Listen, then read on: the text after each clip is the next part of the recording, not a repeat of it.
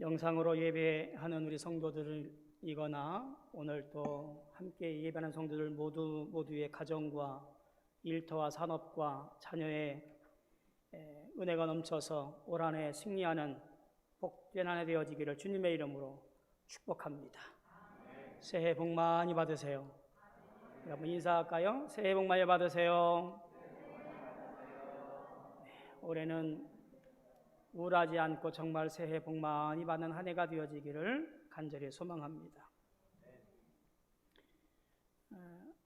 저 충남 논산에서 부목 생활을 했을 때 새벽 예배 마치면 꼭 테니스를 치러 갔습니다.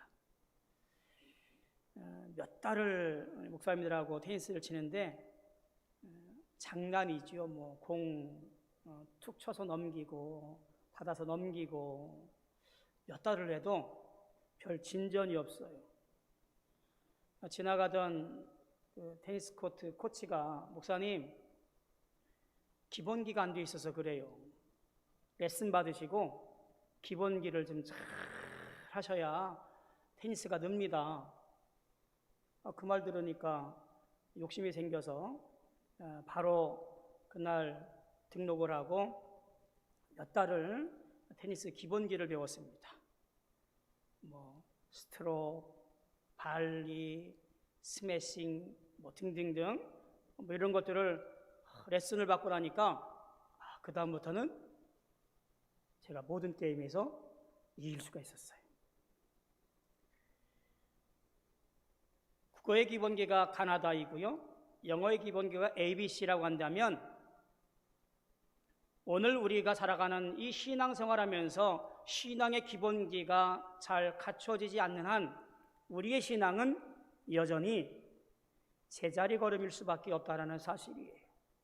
우리 교회가 사도행전적 교회를 이루어가자고 그렇게 공동체를 만들어가자고 우리가 주장하고 얘기하고 지향점을 만들어 놓았지만 예배 혹은 교육 혹은 친교 혹은 봉사라고 하는 이 가장 중요한 기본기의 기본기인 것들을 우리가 제대로 갖추어지지 않는 한 사도행전적 교회, 초대교회는 그저 한낱 꿈에 불과한 것임을 보게 되어져요. 올 한 해 우리가 신앙의 기본기를 제대로 다져가고 제대로 알아가고 그래서 우리가 주님이 기뻐하시는 신앙인으로서 주님이 기뻐하시는 교회로서 그렇게 구별되어졌으면 좋겠다 생각이 되어집니다.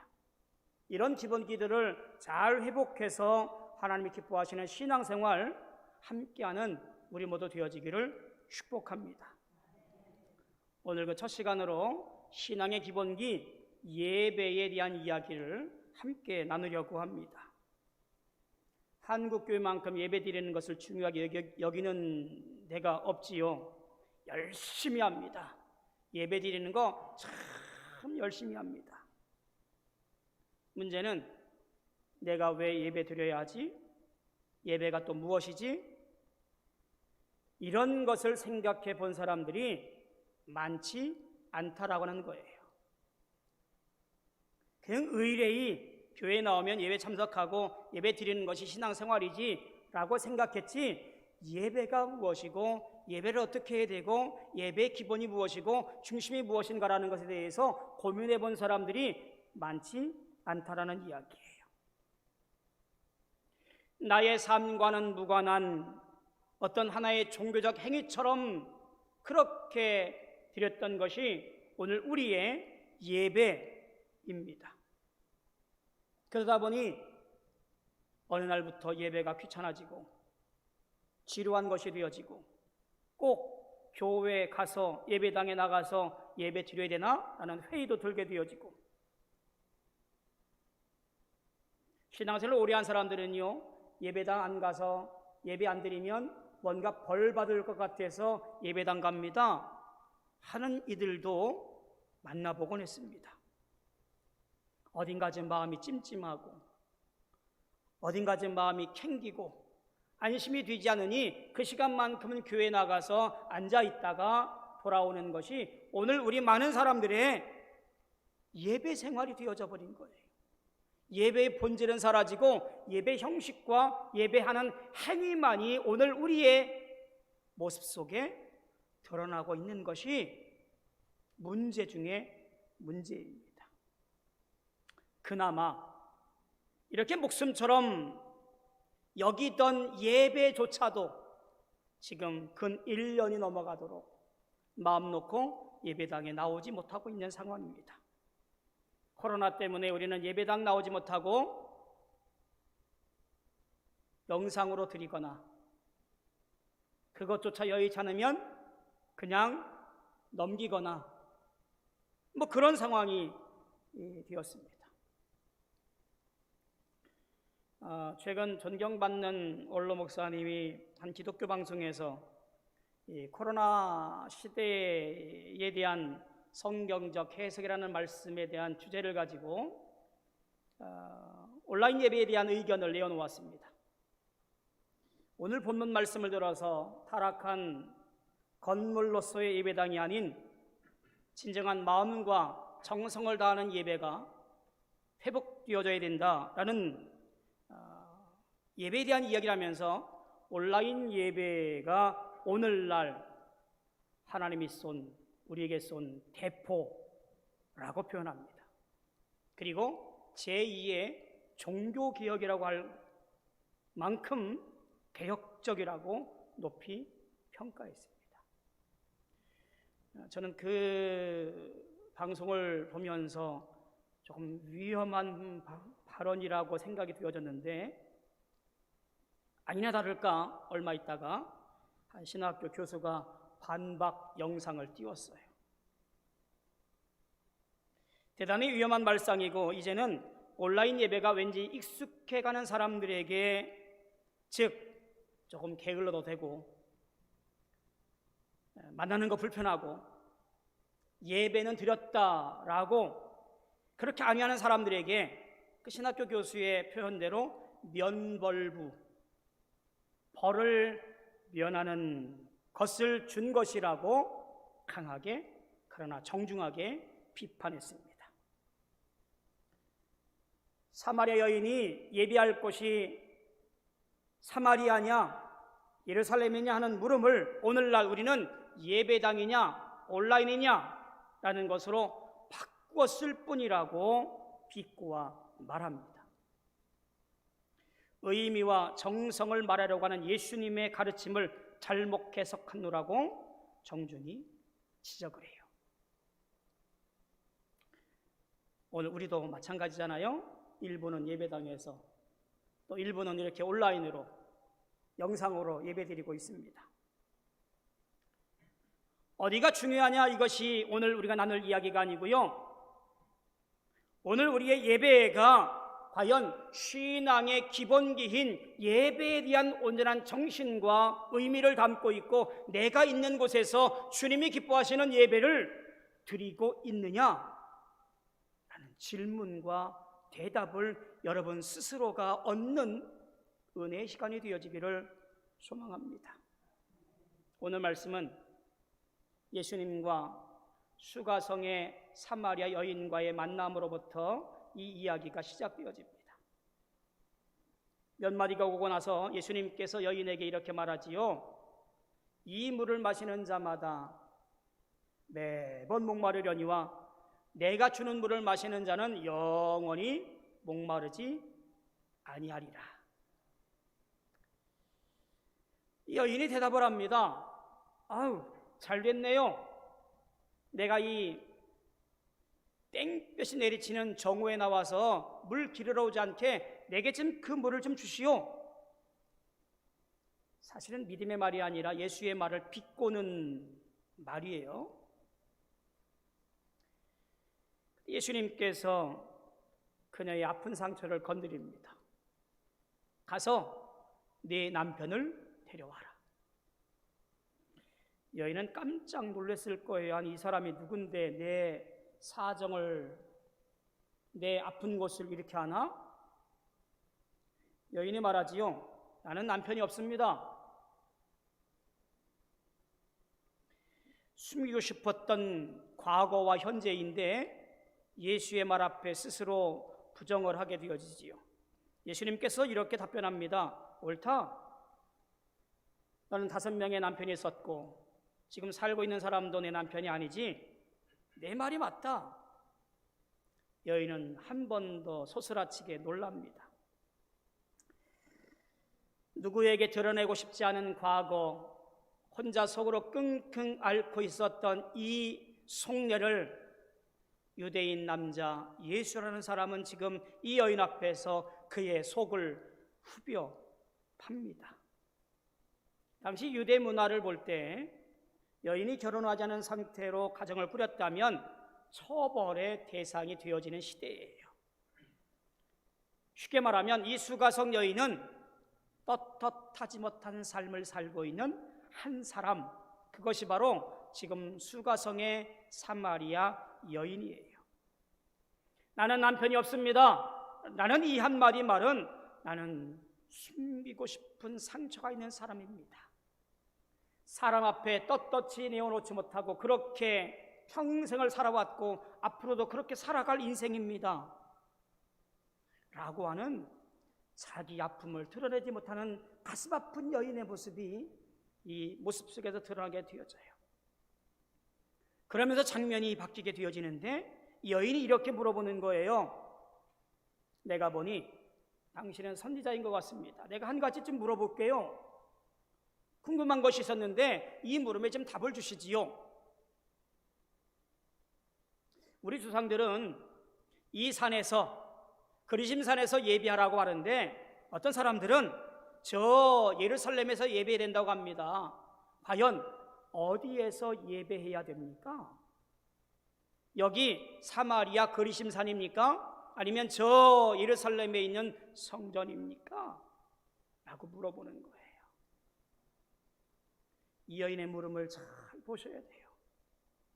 내가 살아오면서 죄인인 내가 답답하고 고통이고 누구 앞에 쏟아내지 못하는 이 인생의 뼈아픈 고통을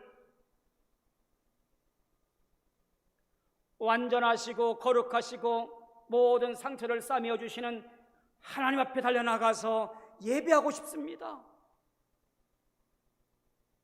내 있는 모습 그대로 받아주실 하나님 앞에 달려나가서 내가 간절한 마음으로 엉엉 울면서 부르짖어 예배하고 싶습니다. 근데 그 예배할 곳이 과연 어디인가요? 이 그리심산입니까? 아니면 당신들이 말하는 저 예루살렘입니까? 도대체 어디 가서 예배해야 내 진정한 예배, 속 시원한 예배, 내 모든 갈증들을 다 해결할 예배가 되겠습니까? 라고 물어보고 있는 거예요.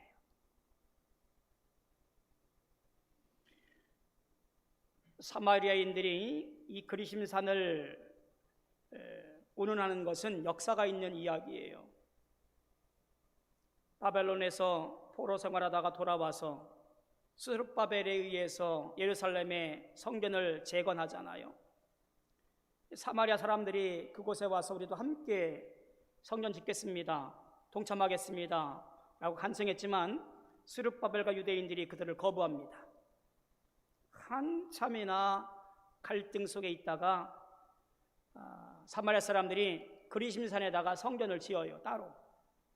그리고 약 200년 동안 그리심산 성전과 그리고 예루살렘 성전이 두 곳 다 존재해요.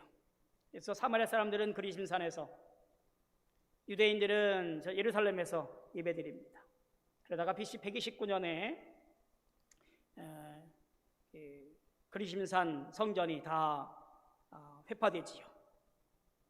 그래서 사마리아 사람들은 그 그리심산 꼭대기가 축복의 장소인 것을 기억하면서 그곳에 모여서 기도하고 예배했었거든요. 지금 바로 이런 역사적인 관계 속에서 말하는 거예요. 도대체 어디 가서 예배하는 것이 진짜 예배입니까? 라고 하는 것이 이 여인의 한이 섞인 물음이에요. 저는 이 여인의 마음만큼은 얼마나 귀한지 알 수가 없어요. 제가 한번 여쭤볼게요. 여러분, 이 여인처럼 여러분의 예배가 간절함이 있으신가요? 여러분의 예배가 정말로 거룩한 예배로 주 앞에 달려나와서 예배하기를 원하시고 계시는가라는 거예요. 내가 목사이고 장로이고 권사이고 집사이고 교회 생활 10년이고 20년이고 30년이고 50년이고 했으니 그냥 주일날 11시가 되어지면 교회 가서 예배하는 것이 뭐 당연한 것이지, 그런 모습은 아니기를 바랍니다. 예배하는 자가 간절함으로 사모함으로 달려나와서 예배해야 되는 것은 너무나 당연한 거예요. 이 여인이 얼마나 간절했으면 도대체 진정으로 드릴 만한 예배 장소가 어딘가라는 것을 그 마음에 품어두고 있었을까? 내 이 한스러운 인생살이를 털어놓고 위로받고 상처를 다 용서받아서 새 삶을 살 수 있는 놀라운 은혜를 입을 원하는 이 예배를 원했던 이 여인의 마음이 얼마나 간절했을까? 오늘 우리가 회복해야 될 가장 먼저의 예배자는 이와 같은 간절함이 사무치는 예배자의 모습인 것을 보게 되어져요. 우리는 한국교 역사 중에요, 참 아름다운 모습이 있잖아요. 예배를 너무너무 사모했어요. 어느 교회에 유명한 목사님 오셨다고 한다면 열일 제쳐놓고 랜턴 하나 들고 10리길 20리길 쫓아가서 예배드리고 그랬어요. 저도 어머니 쫓아서 참석하곤 했거든요. 여름에 산상송회 하면 떼거리, 가재도구 다 짊어지고 일주일 동안 산에 올라가서 천막 치고 밥해 먹으면서 그렇게 부르짖어 기도했던 생각이 지금도 선합니다. 도곡기도원이라고 제 고향에선 그랬어요. 그랬던 우리 한국 교회의 많은 성도들이 이제는 에어컨 빵빵하거나 혹은 온풍기가 넉넉해야 그곳에 와서 예배드리는 것을 생각하는 것이 오늘날이고요. 그것도 귀찮아서 이제는 온라인으로 혹은 내가 있는 곳에서 예배드리는 것이 어떠냐라고 반론들을 제시합니다. 그런 의미에서 이 코로나는 어쩌면 그들에게는 해방구가 되어져 버렸습니다. 부담 다 덜어내고 긴장감 없이 느슨하게 일어나서 부시시한 얼굴로 예배드리고 있는 모습이 오늘날 한국 교회 또 하나의 병으로 자리 잡고 있어요. 예배의 가장 기본기, 신앙의 기본기, 예배, 이것은 오늘 내 스스로를 안위하는 예배가 아니라 하나님이 기뻐하시고 하나님이 원하시는 예배가 무엇인가를 바로 알고 그렇게 예배하려고 하는 성도의 자세, 오늘 그것이 오늘 우리가 회복해야 할 예배예요. 어떻게 예배될까요? 첫 번째로는요, 하나님께 예배하라는 말이에요. 예수님께서 말씀하시기를 여자여 내 말을 믿으라. 이 산에서도 말고 예루살렘에서도 말고 너희가 아버지께 예배할 때가 이르리라. 사마리아도 아니고 예루살렘도 아니다. 저 그리스도인도 아니고 저 예루살렘 산도 아니다. 그것이 문제가 아니라 하나님께 예배의 초점이 맞추어져 있느냐 아니냐, 이 물음을 던지고 있는 거예요. 사소한 것에 목숨 많이 겁니다. 예배 초점을 다른 곳으로 돌려버려요. 헌금함을 놓느니 헌금 바구니를 돌리느니, 설교 전에 헌금을 하느니 설교 후에 헌금을 하느니, 뭐 이런 거 가지고 예배에 대해서 논점을 흐려요. 예배당을 어떻게 하느니, 교회를 크게 지어야 거룩하니, 중요하지 않은 거 가지고 우리의 쓸데없는 생각들로 가득 채워 버립니다. 예배의 가장 중요한 것이 빠져버린 예배를 우리는 서슴없이 드리고 있어요. 예배에서 가장 중요한 것은 하나님께서 원하시고 하나님께로 향하고 하나님을 찬양하는 예배, 그것이 오늘 우리가 기억하고 회복해야 할 예배의 모습이에요. 하나님 바라보시는 예배자가 되어지기를 주님의 이름으로 축복합니다. 아니면 그 예배는 쓸데없는 시간 허비입니다. 두 번째로, 아는 것을 예배하라고 말합니다. 22절에 보니까 너희는 알지 못하는 것을 예배하고 우리는 것을 아는 것을 예배하노니, 대꾸법을 사용하신 예수님께서 이렇게 말하는 거지요. 너희는, 우리는, 이 대꾸법이고요. 알지 못하는 것, 아는 것, 이 대꾸법을 사용합니다. 왜냐하면 말하고자 하는 것에 대해서 강조하거나 그들의 잘못된 것을 드러내기 위해서 이 대꾸법을 사용하셔요. 너희는 알지 못하는 것을 예비한다. 이들의 무지함을 탓하는 것이 아니라요, 무슨 말을 하는 것이냐면, 아수르가 점령을 하면서 사마리아 지역에 혼합 정책을 통해서 많은 민족들이 그곳에 흡수되어서 살아갑니다. 그러다 보니 신앙도 마찬가지로 혼합 종교화 되어져요. 우상을 섬기는 것, 제의가 하나님을 예배하는 것에 같이 들어와서 이것저것 섞이게 되어져 버려요. 바울이 말했던 것처럼 아테네 지역에서 너희는 알지 못하는 신에게도 예배하느냐 꼬집었던 것처럼, 이들은 알지 못하는 것을 통하여 하나님을 예배하고 있는 적절하지 못한 예배자로 서 있다라는 지적이에요. 우리는 아는 것, 즉 성경이 말하는 하나님, 온 세계를 창조하시고 우리를 이끌어 가시고 우리의 전부이신 오직 하나님만을 예배한다라는 것을 고백하고 있는 것이 예수님의 말씀이에요. 안다라고 하는 것은 무슨 얘기입니까? 단순한 지식이 아니에요.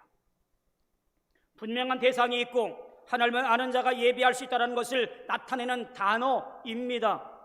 고백하고 그렇게 살아가는 자세, 이것이 바로 안다라는 이야기입니다. 분명히 하나님을 알고 내 삶에서 또한 내 인생에서 하나님을 예배하고 그 뜻대로 살아가는 자의 모습, 이것이 바로 아는 것을 예배하는 자의 모습이에요.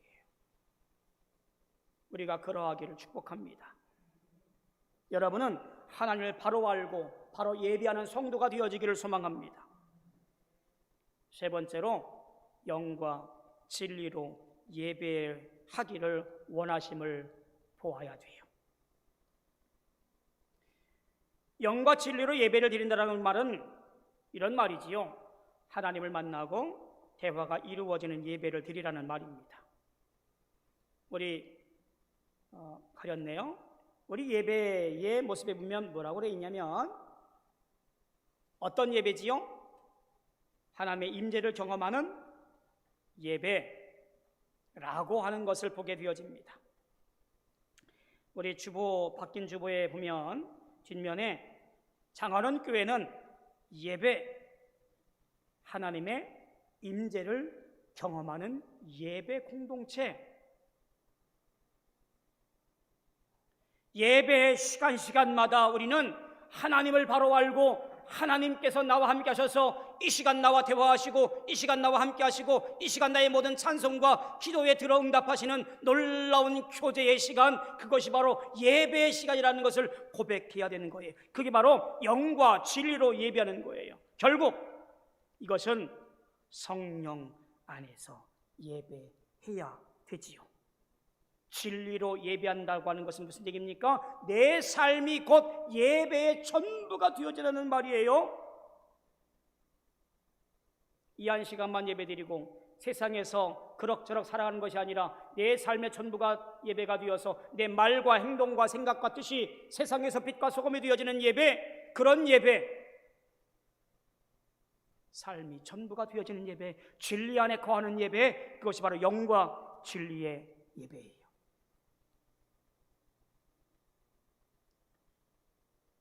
코로나로 인해서 우리 예배는 여전히 여의치가 않습니다만 우리는 언제 어디서나 거룩한 예배자로 구별되어지기를 원합니다. 우리의 모습이 정갈하고 복장을 단정히 하고 자세를 올바로 세우고 예배에 방해되는 모든 것들을 다 멀리하고 예물을 준비하고 집중해서 예배 드리는 것, 그것이 온라인이건 영상 예배건 우리 함께 예배 드리건 이와 같은 모습으로 내 삶에서 중심을 다해서 주님께 경배하며 나아갈 때에 그것이 바로 오늘날 우리 예배가 아름다운 예배가 되어질 줄로 믿습니다. 사랑하는 성도 여러분, 2021년 새해가 밝았습니다. 상황이 변한 것은 아무것도 없어요. 하지만 우리는 우리 신앙의 기본기를 다시 한번 회복합시다. 예배부터 올바로 드립시다. 예배부터 올곧게 주님께 나아갑시다. 하나님이 임하시면 감격이 있고요, 말씀을 통해 주시는 하나님의 음성을 듣게 되어지고요, 한없는 은혜와 평강이 그 자리에 넘치게 되어질 줄로 믿습니다. 위로가 필요하면 위로가 생기고요, 기쁨이 필요한 자에게 기쁨이 넘치게 되어지고요, 병든 자에게 치유의 역사가 일어나게 될 것이고요, 문제가 있는 자에게 문제가 떠나가게 되어지는 축복도 일어나게 되어질 줄로 믿습니다.